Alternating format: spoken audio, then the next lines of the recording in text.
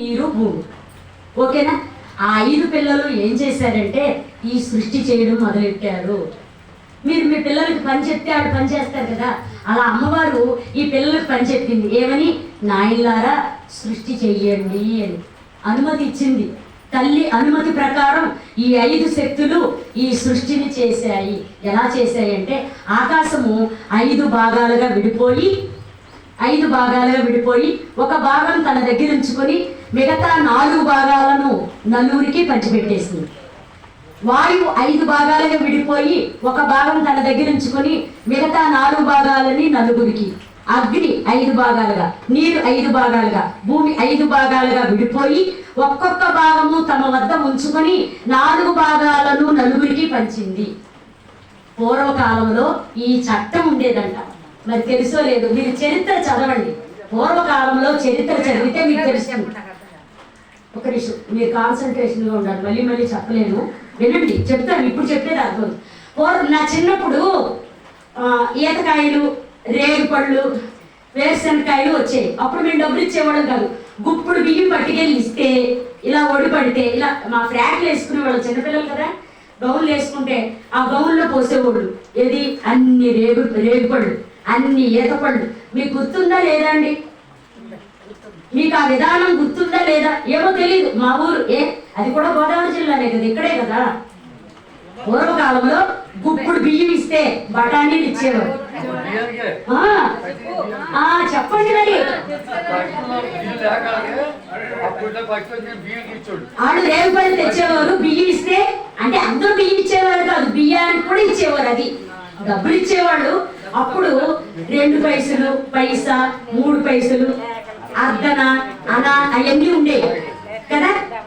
Okay, వినండి ఒకసారి. అంటే ఏంటి? బియ్యం ఇస్తే రేగుపళ్ళు ఇచ్చేవారు. అలాగా పంచభూతాలు ఏం చేసినాయి అంటే ఆకాశము 5 భాగాలుగా విడిపోయింది. ఒక భాగం తన దగ్గర ఉంచుకొని మిగిలిన 4 భాగాలను నలుగురికి పనిచేసింది. వాయువు కూడా 5 భాగాలుగా విడిపోయి ఒక భాగం ఉంచుకొని మిగిలిన 4 భాగాలు నలుగురికి ఇచ్చేసింది. అలా అగ్ని, నీరు, భూమి. ఉదాహరణ, ఈ భూమిలో నీరుందా లేదా? మరి కంటికి కనపడుతుందా? మనం నుయ్యి తవ్వుకుంటే బయటకు వస్తుంది, అవునా కాదా? బోర్ వేస్తాం, బోర్ వేసినప్పుడు నీళ్లు బయటకు వస్తాయి కదా. అంటే బోర్ వేయాలంటే ఎన్ని అడుగులు తవ్వాలి తెలియదు, అక్కడ ఎన్ని అడుగులు పడుతుందో ఎవరికి తెలియదు. అంటే భూమిలో నీరుంది, కన్ఫర్మేనా కదా? కన్ఫర్మ్. భూమిలో నీరుంది. నీరే కాదు, భూమిలో అగ్ని ఉంది. అగ్ని ఉందా లేదా? ఎలా తెలుసు మీకు అగ్ని ఉందని? భూమి ఇలా నెరులిచ్చుకుపోతుంది, భూకంపాలు. అంతేకాదు, మీరు టీవీలో వార్తల్లో చూడండి, లావా అని అగ్ని పర్వతాలు ఉంటాయి. అగ్ని పర్వతాలు పగిలిపోయి బయటికి అగ్ని వస్తుంది. అగ్ని ఉంది. ఇంకోటి ఏంటో తెలుసా? అగ్ని ఉంది కాబట్టే భూమిలోంచి పంటలు పండుతున్నాయి. అగ్ని అయితే పంటలు పండవు. అగ్ని ఎలా వచ్చింది? సూర్యుడి నుంచి వస్తుంది భూమికి. భూమి తనలో దాచుకుంటుంది. భూమి అన్ని దాచుకుంటుంది. భూమికి సహనం ఎక్కువ, ఓర్పు ఎక్కువ భూమికి. అలాగే భూమిలో నీరుంది, అగ్ని కూడా ఉంది. అలాగే భూమిలో వాయువు ఉంది. ఆ వాయువే ఆ విత్తనాలు, మన విత్తనాలు నాటుతాం కదా, విత్తనం నాటినప్పుడు భూమి ఇలా పగులుతుందట. ఇలా పగిలి ఇలా మొక్క పైకి వస్తుందట. భూమి ఇలా పగిలింది అంటే లోపల వాయువు ఉంది. ఆ వాయువు ఇలా తన్ని ఆ మొక్క ఇలా వచ్చింది. ఫస్ట్ విత్తనం నుంచి మొక్క ఇలా బయటికి రాగానే 2 ఆకులు వస్తాయి, అవునా కదా? మీరు విత్తనం నాటినప్పుడు ఇలా మొక్క వచ్చినప్పుడు ఒక్కసారి అక్కడికి వెళ్ళి ఇలా గమనించండి. భూమి ఇంత నెరలిచ్చుకున్నట్టుగా ఇలా విడిపోయినట్టుగా ఉంటుంది. ఇలా విడిపోద్ది, అది వాయువు. అలా వాయువు నుంచి, అంటే భూమిలో నీరుంది, అగ్ని ఉంది, వాయువు ఉంది, ఆకాశం ఉంది. ఆకాశం అంటే ఎలా ఉంటుందో తెలుసా? భూమిలో ఖాళీలు ఉంటాయట, ఖాళీలు. భూమి అంతా పొరలు ఖాళీలు. ఆ ఖాళీల్లో ఉంటుందట శక్తి. ఎంత శక్తి ఉంటుందోనట. భూమిలో ఉన్నంత శక్తి ఇంకెక్కడ ఉండదు. అందుకే భూదేవిని ఎవరు పెళ్లి చేసుకున్నారు? విష్ణుమూర్తి. ఎక్కడ పెట్టుకున్నారు? హృదయంలో. ఎక్కడ పెట్టుకున్నారండి? హృదయంలో. ఎవరిని? భూదేవిని. భూదేవి ఏమన్నా చిన్నదా? ఇంత బిస్కెట్ లాగా, చాక్లెట్ లాగా? అంత పెద్ద భూదేవిని హృదయంలో పెట్టుకున్నారంటే ఆ మహావిష్ణువు హృదయం భూమి ఆక్రమించింది భూదేవి కదా. మరి హృదయంలో భూమి ఉందంటే ఆయన కళ్ళు, కాళ్ళు, చేతులు, నరాలు, అంగాలు ఇంకా ఏమున్నాయి? అందుకే విశ్వం విష్ణువు చెప్పారా? విష్ణు సహస్రనామాల్లో మనకి చెప్పారు కదా, విశ్వం విష్ణువు షట్కారో భూత భవ్య భవత్ ప్రభు. ఎంత బాగా చెప్పారు. విశ్వమే విష్ణువట. మనం ఏం చేసాం? విష్ణు అంటే ఏదో ఒక 7 అడుగులు, ఏదో చేతిలో చక్రము, శంఖము, గద, ఇవే విష్ణువు అనుకున్నాం. కాదు, విశ్వమే విష్ణువు. అంటే ఇప్పుడు మనం ఇక్కడ తెలుసుకోవాల్సిన విషయాలు ఏంటంటే, విష్ణువు లేనప్పుడు ఆకాశం ఉంది, భూదేవి లేనప్పుడు ఆకాశం ఉంది, ఇంకా భూమి పుట్టలేదు. ఫస్ట్ ఆకాశం పుట్టింది. ఆకాశం పుట్టిన 3 తర్వాత భూమి పుట్టింది. ఒక తల్లికి 4 పిల్లలు ఉంటారు అనుకోండి, అక్కడ చిన్నోడు అంటారా అండి. ఆ చిన్నోడు నా అక్క, అన్నయ్య అని పిలవాలి, అవునా కాదా? అందుకని భూమికి వీళ్ళందరూ అన్నదమ్ములు. అంటే భూమి ఎప్పుడు పుట్టింది? 7 గంటల తర్వాత పుట్టింది. ఆఖరి పిల్ల, 5వ పిల్ల అమ్మకి. ఇప్పుడు 5 పిల్లలు. ఈ 5 పిల్లలు ఏం చేశారు? ఒక్కొక్కళ్ళు 5 భాగాలుగా విడిపోయారు. ఇప్పుడు 5 5 5 5 కలిపితే 15, 25. 5 5 ఎంత? 25. 25 వస్తువులు మనం తెలుసుకోవాలి. ఇందాక ఏం చెప్పాను నేను? ఒకటి పక్కన 24 సున్నాలు పెడితే చెప్పా, గుర్తుందా గుర్తులేదా? ఏం చెప్పాను అది చెప్పండి.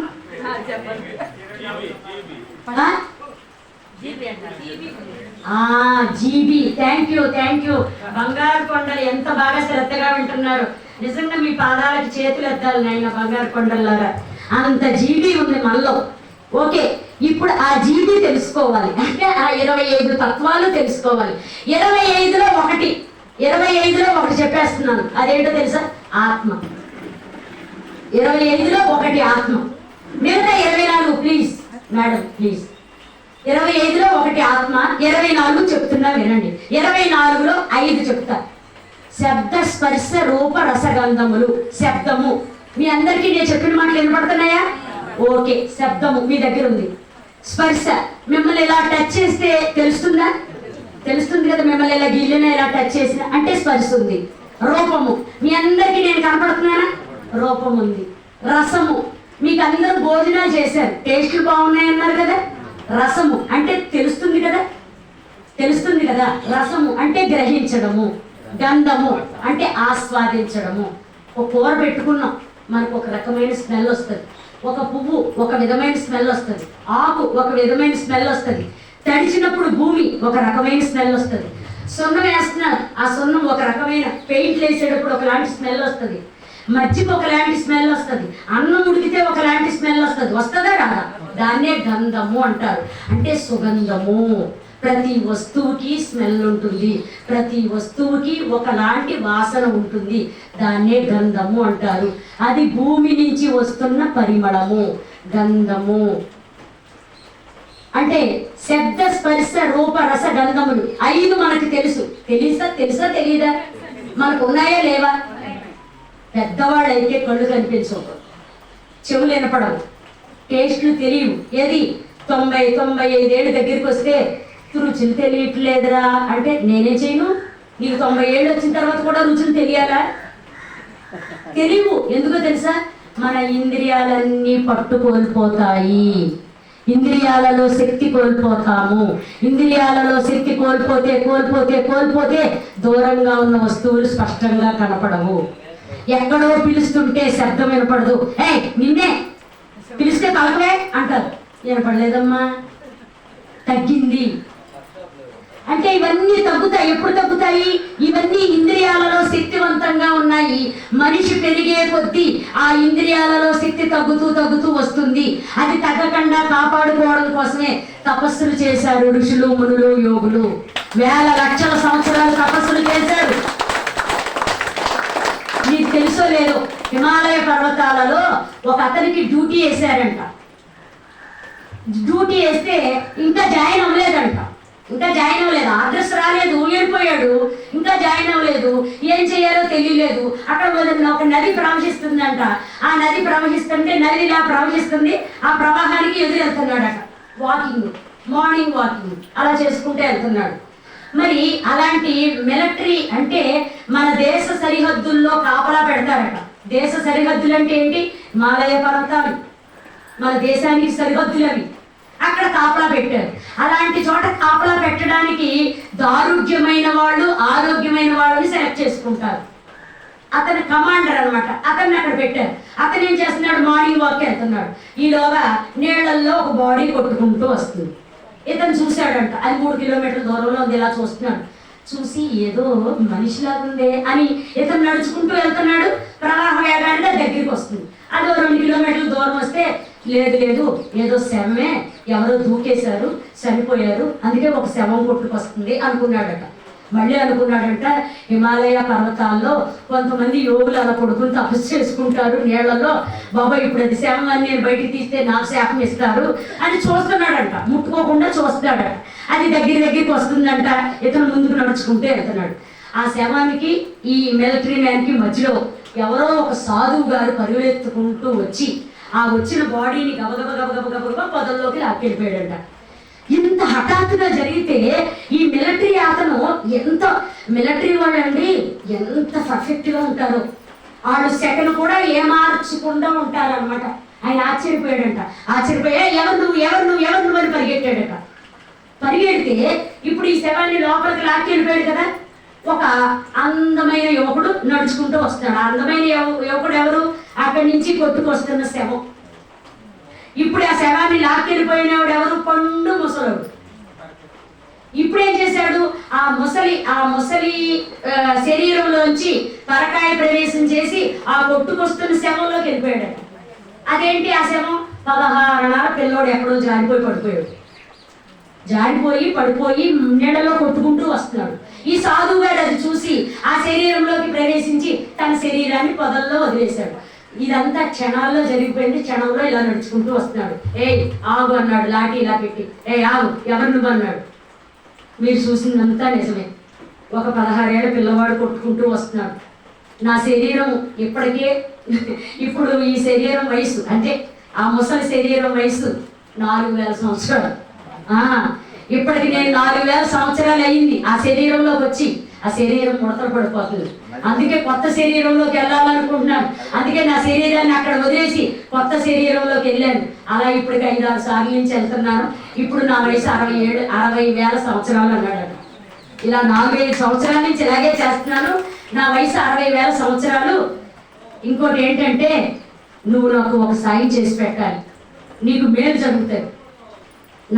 నా బాడీ అక్కడ వదిలేశాను కదా, ఆ బాడీకి దహన సంస్కారాలు చెయ్యి వీలైతే. లేదంటే గొయ్యి తీసి కప్పు పెట్టే. నువ్వేం చేసినా నాకు ఇష్టమే, కానీ అలా వదిలేకు.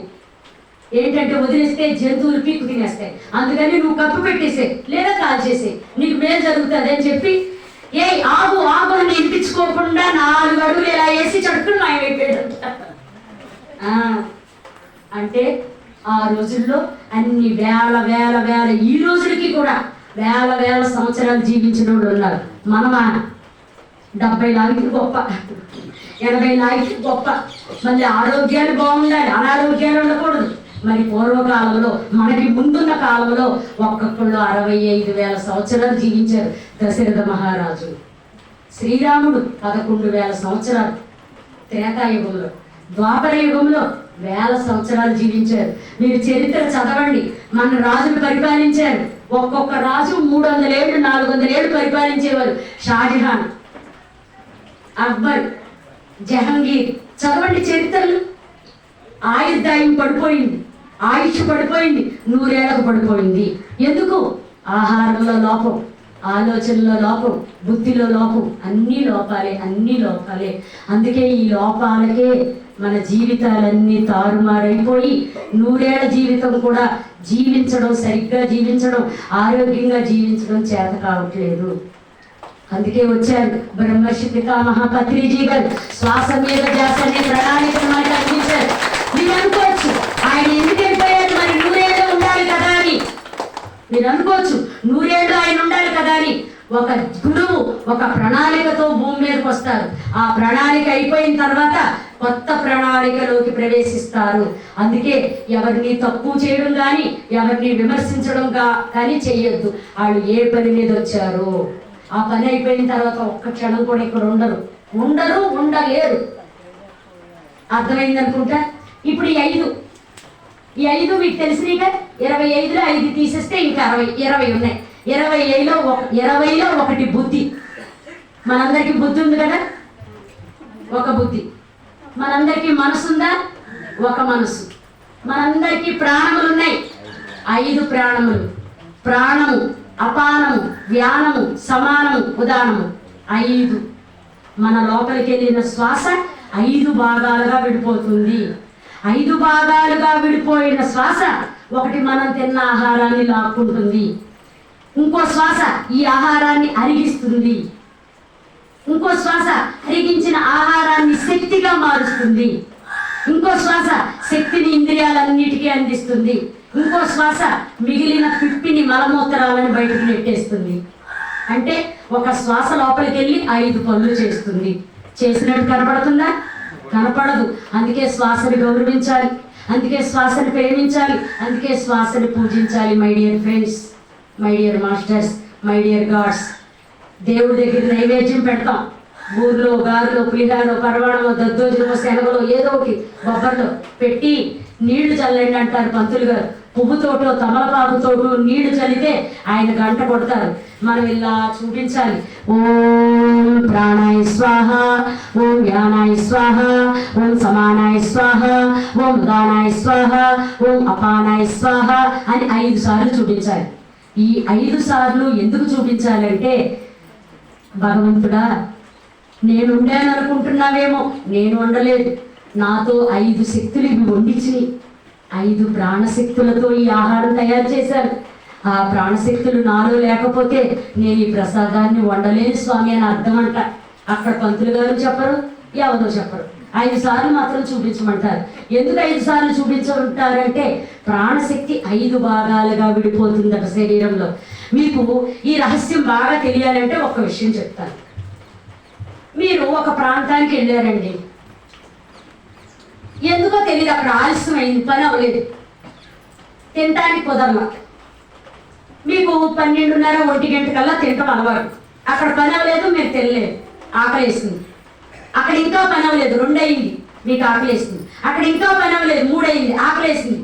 గంటకి ఆకలి పెరిగి 4-5 గంటల తర్వాత మీకు ఏమొస్తుంది? ఏం రసం వస్తుంది? నీరసం. వాయు అనొద్దండి, నీరసం కరెక్ట్. నేను రసం అన్నాను కదా అని మీరు మాట మార్చొద్దు. ఏమొస్తుంది? నీరసము. రసం, నీరసం వస్తుంది కదా. 4 గంటల 5 గంటల తర్వాత మీకు నీరసం వచ్చేస్తుంది, ఆకలికి ఆగలేదు. అప్పుడు గబుక్కున ఆహారం దొరికింది 4-5 గంటల తర్వాత. ఎలా తింటారండి? బ్రహ్మాండంగా హడావిడిగా గబగబా తినేస్తారు. తినేసి సగం తిన్నారంతే, అమ్మయ్య ప్రాణం లేచి వచ్చినట్టు ఉంది. అవునా కదా? సగానికే పూర్తిగా తినేసిన తర్వాత మీరు అమ్మయ్య అంటారు. హాయిగా ఉంది. నీరసం ఏమైపోయింది? ఎగిరిపోయింది. ఎక్కడికి ఎగిరిపోయింది తెలియదు. నిజానికి మీరు అన్నం తినగానే అది శక్తిగా మారదు. అన్నం తిన్న 6 గంటల తర్వాత అది శక్తిగా మారుతుందట. అన్నం అరగడానికి 6 గంటలు పడుతుందట. అన్నం అరిగి రసముగా, రక్తముగా, శక్తిగా, విటమిన్స్గా, మినరల్స్గా, గ్లూకోజ్గా, కార్బోహైడ్రేట్లుగా విటమిన్ మారడానికి 5 నుంచి 6 గంటలు పడుతుందట. మరి అన్నం తినగానే మీకు శక్తి వచ్చేసినట్టు, ఓపిక వచ్చేసినట్టు ఎలా ఉంది? ఈ ప్రశ్న చెప్పండి, ఇది ఇచ్చేస్తాను. దీనికి సమాధానం చెప్పండి.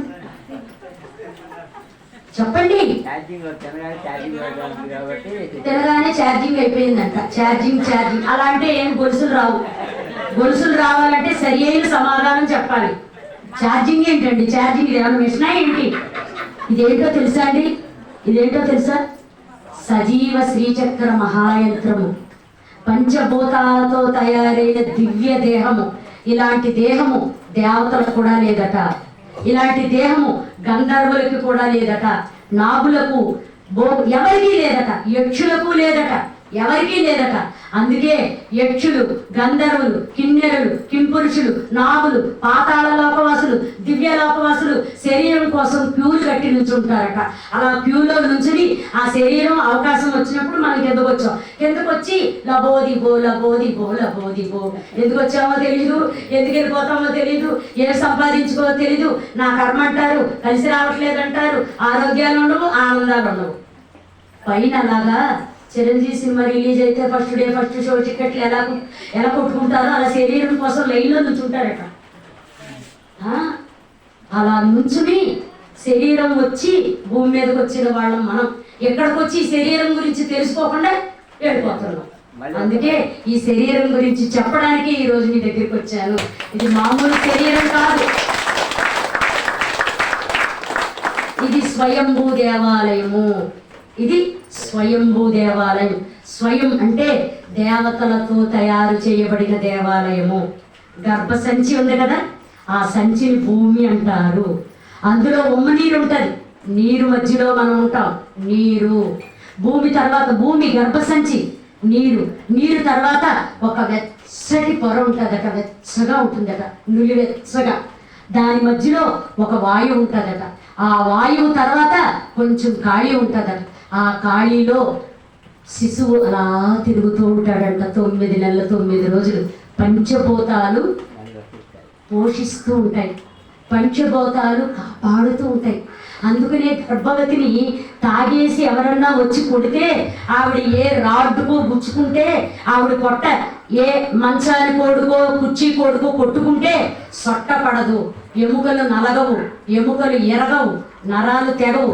ఎందుకంటే పంచభూతాలు కాపాడుతున్నాయి. గట్టిగా కొట్టండి చప్పట్లు, పంచభూతాలు కొట్టండి, పంచభూతాలకు కొట్టండి.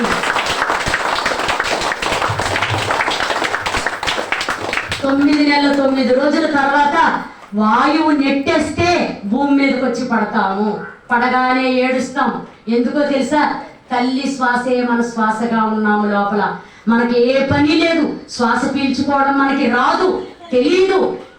మేడం వాళ్ళు అడిగారా, మీరు ఇస్తున్నారా? ఇవ్వద్దండి. ఎవరు కావాలంటే వాళ్ళు లేచెళ్ళి తాగుతారు. 2 గంటలు మేడం, 2 గంటలు, 4 గంటలు క్లోజ్ చేసేద్దాం.